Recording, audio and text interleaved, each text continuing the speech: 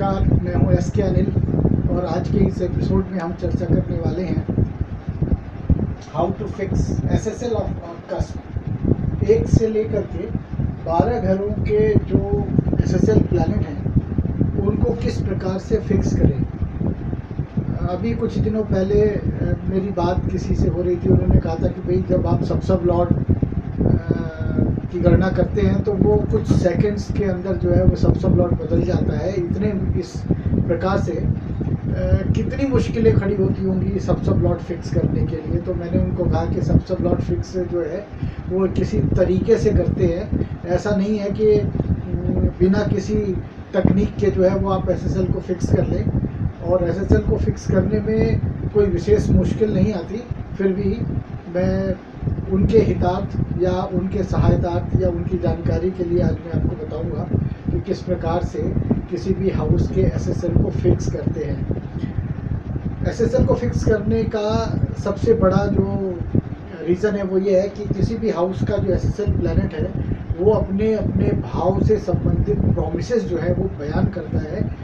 यदि लग्न के एसएसएल और संबंधित भाव के एसएसएल ने किसी घटना को नकार दिया हो, वो घटना जातक के जीवन में कभी भी घटित नहीं हो सकती, चाहे अन्य जितने भी कस्प के एसएसएल प्लैनेट हैं वो उस घटना को दे पाने में समर्थ ही क्यों ना। आइए चर्चा करते हैं। सबसे पहले मैं आपको बताना चाहूँगा कि जो सब लॉर्ड जो है वो किस प्रकार से निकाला गया है नए विद्यार्थियों के लिए।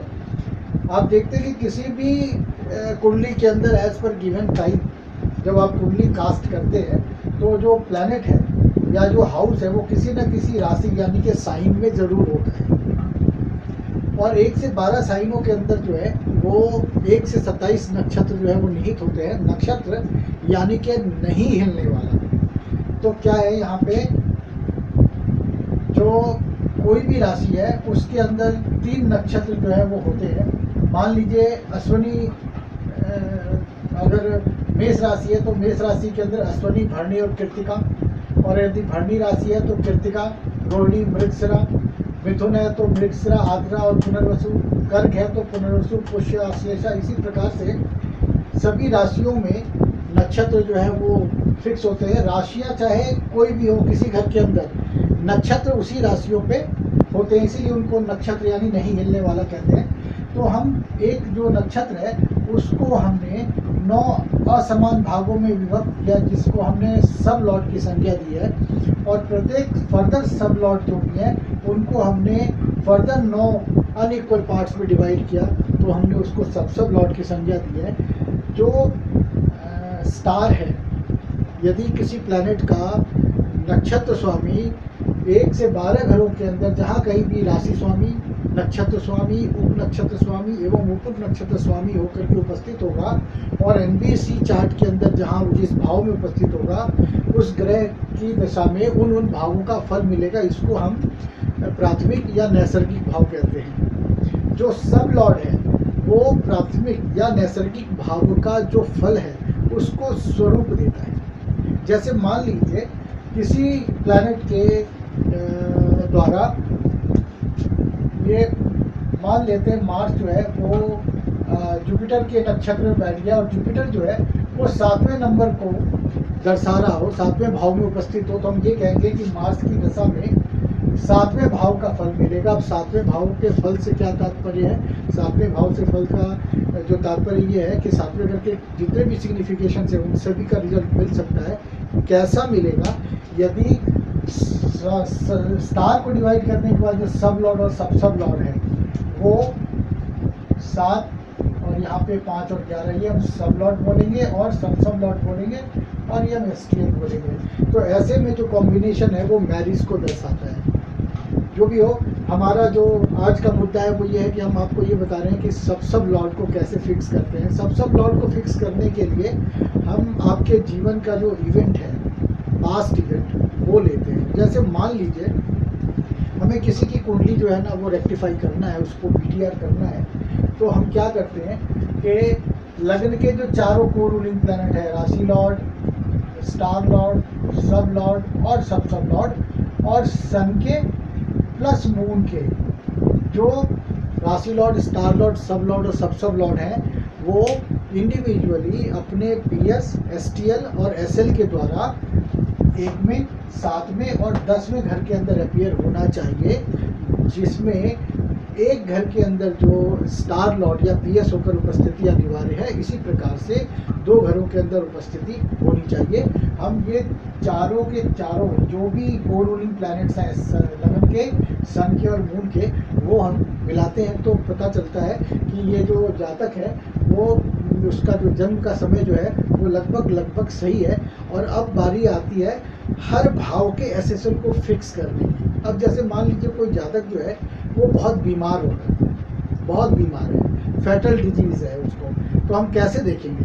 अब देखिए हेल्थ इशू अगर हम लेते हैं तो हम कैसे लग्न को या छठे घर को या 8वें घर के SSL को फिक्स करेंगे?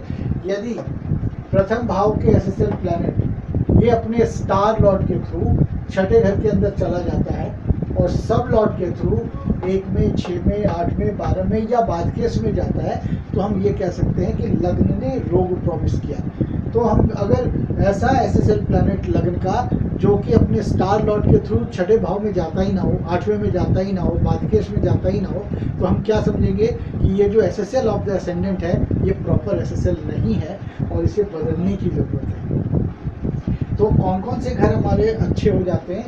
यदि किसी जातक का स्वास्थ्य खराब है तो पहले घर का, छठे घर का जो SSL प्लैनेट है वो 1, 6, 8, 12 और बाद केस में उपस्थित होना चाहिए। यदि प्रथम, 6th और 8म भाव के SSL प्लैनेट ऐसा दर्शाते हैं तो हम ये समझते हैं कि इनके जो SSL फिक्स किए गए हैं वो बिल्कुल सही हैं। और यदि इनमें से किसी एक भाव का, लगन का या छठे भाव का SSL प्लैनेट या 8वें भाव का SSL प्लैनेट ऐसा कोई रोग दिखाई ना रहा हो, इसके विपरीत वो 1, 3, 5, 9, 11 स्वास्थ्यवर्धक जैसे भावों में गए हुए हों, तो हम ये कह सकते हैं कि इनके SSL को बदलने की आवश्यकता है। यदि किसी जातक का स्वास्थ्य बहुत अच्छा है लेकिन उसके जो SSL प्लैनेट है वो नहीं दिखा रहे, तब हमें SSL को बदलने की आवश्यकता है। पहले घर का, 5वें घर का, 9वें घर का जो SSL प्लैनेट है ये आयु कारक है, स्वास्थ्यवर्धक कारक है। तो हम इस प्रकार से कुंडली के इवेंट के हिसाब से SSL को फिक्स करते हैं। अब सपोज कर लीजिए एक कुंडली हमें मैच करनी है, वो जातक जो है वो बिल्कुल अनपढ़ है, कुछ पढ़ा लिखा नहीं है, तो हम उसको जब BTR करेंगे उसके चार्ट को, तो उसमें हम क्या क्या देखेंगे? जो प्रारंभिक शिक्षा है वो है 4था और जो उच्च शिक्षा है वो है 9वां घर। लगन का lord SSL of the first cusp, 4th SSL and 9th SSL, ये जो हाउसेज हैं ये प्राइमरी हाउस को दिखाता है 4th और हायर एजुकेशन को दिखाता है 9th हाउस का SSL प्लैनेट। तो अगर कोई जातक पढ़ा लिखा नहीं है, उसके जीवन में शिक्षा का अभाव है, तो वो कैसे दर्शाएंगे? तो जो पहले, चौथे या 9वें घर का जो SSL प्लैनेट है वो 3, 8, 12, 4, 8, 12 जैसे घरों में अपने स्टार लॉर्ड, सब लॉर्ड और सब लॉर्ड के द्वारा जा रहा होगा। यदि जातक की कुंडली के अंदर पहले, चौथे और 9वें घर का SSL प्लैनेट जो है वो ऐसे घरों को न दिखाए और इसके विपरीत वो 1, 3, 4, 5, 7, 9, 11 सारे के सारे शिक्षा से संबंधित अच्छे घरों को दिखा रहा हो, तो हम ये कहते हैं कि इसके जो SSL प्लैनेट है उनको चेंज करने की ज़रूरत है। और कुछ एक सेकेंड को प्ले कराने के बाद दिए गए समय को ऊपर नीचे करने पे आपको ऐसे SSL मिल जाएंगे ग्रह जो 3, 8, 12 और 4, 8, 12 जैसे घरों में गए। इस प्रकार से आप एक साथ किसी एक इवेंट को लेके 3 और 4 घर जो है वो फिक्स कर सकते हैं उसके SSL को। सपोज कर लीजिए किसी जातक के जीवन में पैसे का जो है वो अंबार है, वो धन और संपदा से विख्यात है, और ऐसे जातक की कुंडली अगर आप बना रहे हो और पहले घर, दूसरे घर, चौथे घर, छठे घर, 10वें घर और 11वें घर के SSL प्लैनेट जो हैं, खास करके दूसरा घर और पहला घर अगर वो 2, 4, 6, 10, 11 जैसे घरों में नहीं जा करके 5, 8, 12 या 1, 5, 8, 9 और 12 जैसे घरों में गया है, तो हम क्या कहेंगे?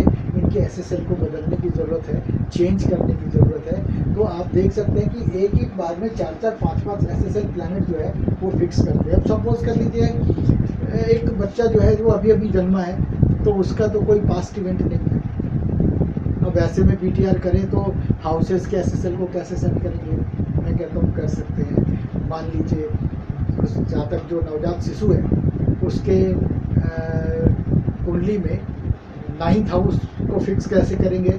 9th हाउस को फिक्स करने के लिए आप देख सकते हैं कि जो पिता है वो 9th हाउस को डिनोट करते हैं, और 9th हाउस का एसएसएल प्लैनेट जो है, सपोज करिए उसके पिताजी पढ़े लिखे नहीं हैं तो अगेन 9th हाउस को लगन बना करके चौथे घर को प्राइमरी के लिए, और 9th हाउस से 9वें घर को हायर एजुकेशन के लिए, और 9वें से 11वां घर जो है वो 7वां घर बनता है। इनके एसएसएल प्लैनेट अगर पिता अनपढ़ है तो 3 8 12 4 8 12 को दर्शानी चाहिए, ऐसा एसएसएल फिक्स करेंगे।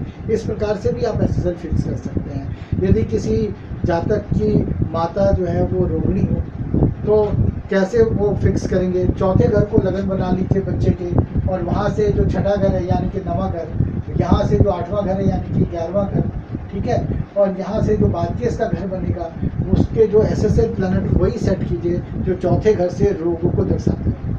इस प्रकार से आप कुंडली में एसएसएल फिक्स कर सकते हैं, और आप देखेंगे कि जब इस प्रकार से आप कुंडली फिक्स करते हैं तो वो बर्थ टाइम रेक्टिफिकेशन ठीक वहीं पे आके खड़ा होता है जहाँ पे बालक ने नाड़ कटने के बाद पहली बार खुद से श्वास लिया हो।